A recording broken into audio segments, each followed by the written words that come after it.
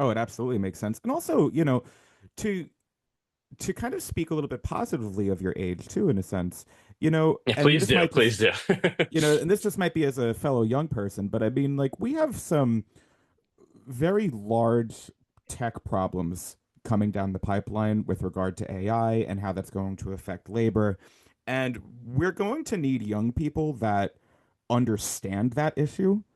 Yeah. You look at like congressional hearings around Facebook and Meta, and it's like God. They're like, what they is the don't, Facebook? How do I power up the Facebook? And you're like, holy crap, you're not even right, in the like, same world as me right now. yeah, they do not understand the No. technology. And we're coming up on technology that is going to quickly outpace them if we don't have people in Congress that Yeah. Oh are yeah.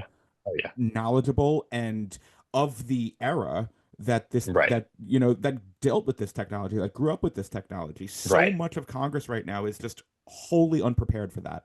And the issue with that is that, and maybe you'll agree with me, maybe you won't.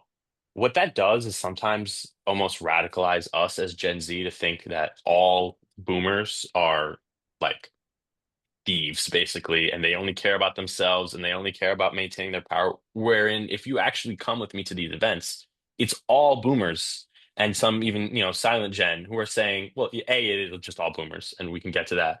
But B, they're telling me, you know, you don't have a grip on what's happening technologically. So it's not as if that generation themselves are, it's just those of whom have, because they've accumulated the most money and wealth. And so therefore they're allowed to say, I'm leaving office or not. And it's not like your grandmother and her friends that she plays mahjong with. It's like, it's the Pelosi's and the McConnells of the world who have accumulated, even though they're older than boomers, I think.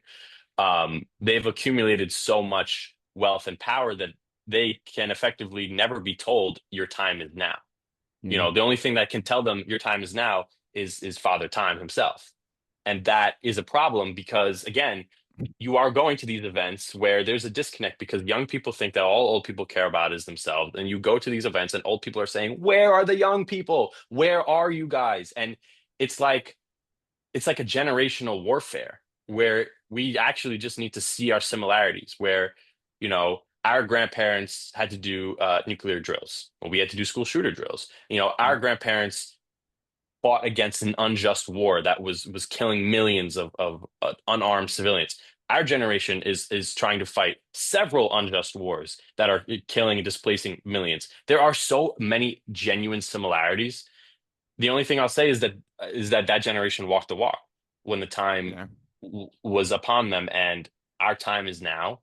I'm not saying like I'm not always like, young people. They're never going to do anything. Nothing's ever going to change. Like your time is whenever you decide it is. And so if you decide tomorrow that I will now be, doing what I need to do, then then it doesn't matter when you start. It only matters if you do it. And but there's just such a disconnect there, right? I went to No Kings last week and somebody asked me, she's like, well, what can we do to get more young people here? And other than everything I said, there are some rhetorical things, right? It's like, who actually knows who Bob Dylan is? Maybe we shouldn't be doing like a Bob Dylan campfire song at all of these protests because Dixie's were a long time ago, man. I'm sorry. Like, it's just not that anymore. And so much of So, our yeah, resistance it's funny you is said that. yeah, I just want to get this last point out. So Yeah. much of our resistance is like almost a century old in Yeah. ideas and formatting.